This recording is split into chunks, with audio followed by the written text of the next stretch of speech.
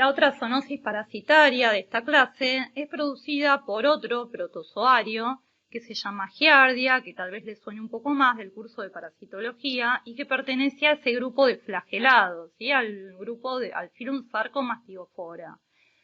Y las tres especies que están mencionadas en la diapositiva las vamos a considerar en este caso como sinónimos, ¿sí? Está todavía en constante estudio y en constante cambio en la cuestión de los genotipos, ¿sí? A quiénes parasita, si hay algunos que parasitan más frecuentemente a los humanos, más a los pequeños animales o más al ganado, y la relación que hay entre estos genotipos y las distintas especies a las que va a parasitar. Pero por una cuestión práctica nosotros vamos a hablar de Giardia lamblia o Giardia intestinalis o duodenalis como sinónimo. Los dos elementos que presenta Giardia a lo largo de su ciclo de vida son el trofozoito, también conocido como forma vegetativa, y el quiste.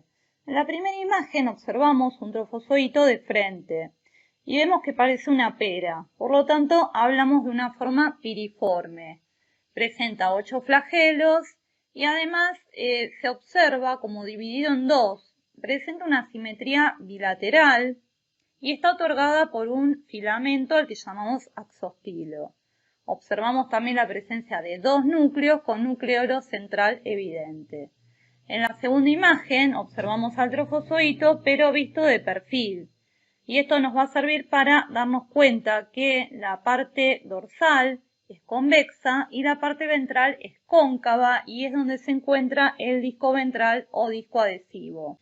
Y el segundo elemento, que es el quiste, que mide un poquito menos que el trofozoito mide de 12 a 15 micras y en cambio el quiste más o menos de 10 a 12 micras, es ovalado, tetranucleado, o sea que presenta 4 núcleos, restos flagelares y cuerpos basales duplicados.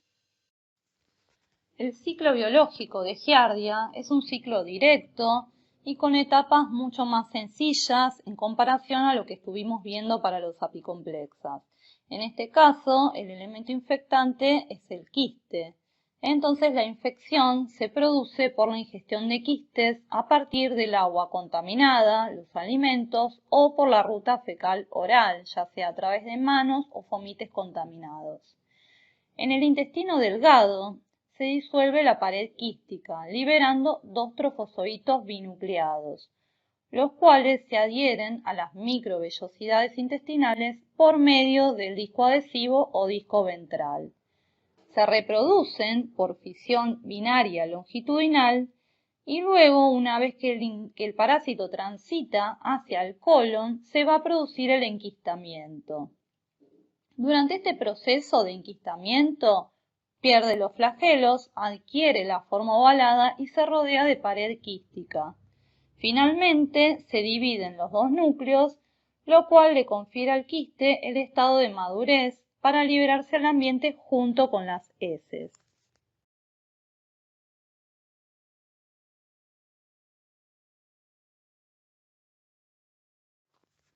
En esta diapositiva lo que podemos observar es que las etapas del ciclo biológico de Giardia son las mismas tanto para humanos como para animales. Lo que sí quiero que presten atención es al corte de intestino que está graficado en la imagen para que comparemos lo que pasaba, por ejemplo, en el caso de Cryptosporidium y de otros apicomplexas, que una vez que el parásito llegaba a la mucosa del tracto intestinal, ocurría este proceso de formación de la vacuola parasitófora, la cual lo englobaba y le permitía desarrollar su ciclo biológico en un ambiente intracelular. En el caso de Giardia, por ejemplo, todo ese ciclo biológico se va a dar pero en la superficie y lo pueden ver en la imagen donde se ve un cortecito de intestino con el ribete en cepillo y observamos esos trofozoitos o formas vegetativas adheridos a la superficie mediante el disco ventral o disco adhesivo. Otro punto importante es que sepan que tanto quistes como trofozoitos pueden eliminarse junto con la materia fecal al ambiente, pero únicamente va a sobrevivir la forma de quiste. El trofozoito, en breve, una vez que se elimina, es degradado. Por lo tanto, decimos que el quiste es el elemento de diseminación, ya que va a contaminar el suelo, los jardines, el agua tanto recreacional como de bebida. Por eso también acá quiero compararlo con el caso de Cryptosporidium, donde el agua de bebida es un importante vehículo, en este caso para los quistes de Giardia y en el caso anterior para los ooquistes de Cryptosporidium, porque se sabe que tanto uno como el otro van a resistir a los mecanismos de clorinación y también van a poder atravesar distintas membranas o filtros, ¿sí? Con estos mecanismos de potabilización del agua, se sabe que bajamos la carga de quistes o de ooquistes en el caso de cripto, pero no son degradados el 100% de estos elementos. El diagnóstico de Giardia a partir de muestras de materia fecal se basa en dos técnicas de rutina para materia fecal. La primera que vemos es una técnica de flotación con solución de Jeter y tal vez no es la de elección o la que voy a elegir como primera para Giardia, pero se las voy a mostrar igual acá porque es una de las más utilizadas en los laboratorios y también en aquellas veterinarias que ofrecen el diagnóstico coproparasitológico, por ejemplo, para sus pacientes. Y si uno se va entrenando y va observando estas estructuras, van a ver que se puede aplicar lo más bien. ¿Qué pasa con esta solución de alta densidad? Lo que va a hacer es colapsarme ese contenido celular o contenido citoplasmático de Giardia y llevarlo como para un borde o para un costado. Entonces lo que vemos es una estructura más o menos ovalada, a veces un poquito más esférica, que podemos, algunos dicen como anillo de sello, y donde si movemos el micrométrico del microscopio, vamos a observar como una forma de media luna refringente y color celeste. Eso sería la observación en lo que es la técnica de flotación de Jeter. La técnica de sedimentación, por ejemplo la de Ritchie modificada, que es una de las más utilizadas, una de las más comunes en los laboratorios y que utiliza una solución de formol-sal, esta sí sería una de las técnicas de elección para la observación de quistes de Giardia en muestras de materia fecal.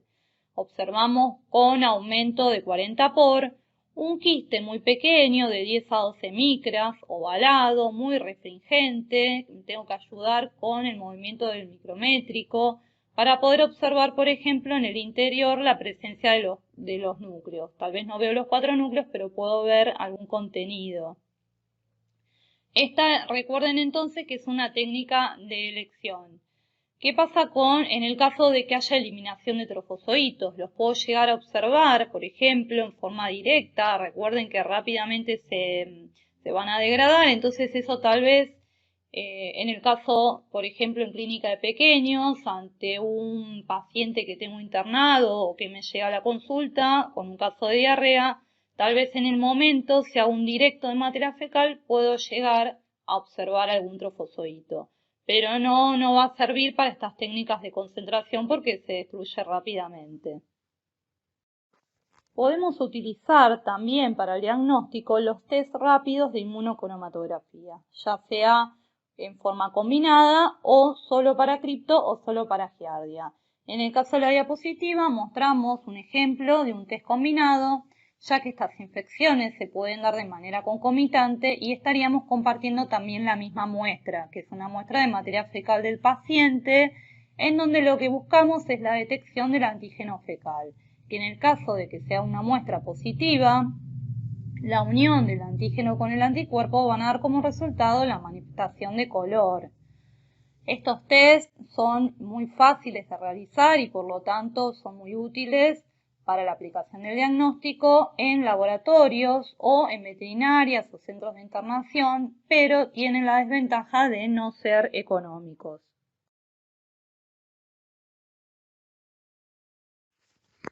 Algo que podemos realizar para mejorar la observación al microscopio es agregar una gotita de solución de yodo, de Lugol, en un extremo del cubreobjeto, para así poder facilitar la identificación de los elementos parasitarios. También se puede realizar algún extendido a partir de una muestra diarreica y realizar una tinción con giemsa, para observar en este caso, por ejemplo, la presencia de trofozoitos. Y por último, también mencionamos la inmunofluorescencia directa a partir de materia fecal, pero en este caso estamos hablando de una técnica con un poquito más sofisticada, con una serie de pasos y que quedaría limitada a la aplicación en aquellos laboratorios que cuenten con un microscopio de fluorescencia. En el caso de Giardia, el principal signo clínico es la diarrea como consecuencia de un síndrome de malabsorción, donde las heces frecuentemente suelen ser mucoides, de color claro, blandas y por lo general malolientes.